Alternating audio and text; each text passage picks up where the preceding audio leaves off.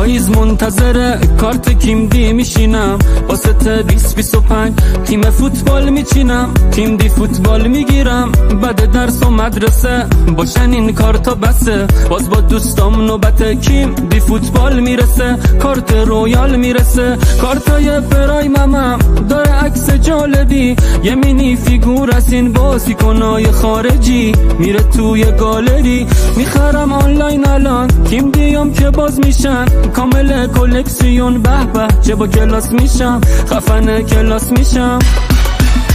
کیم دی رو که تکوندی اسم بازیکنو خوندی، با اسکن این کد اونو توی تیم تو نشوندی، کیم دی رو که تکوندی کل همه رو خوابوندی، خودتو با یه کامبک به قرعه کشی رسوندی.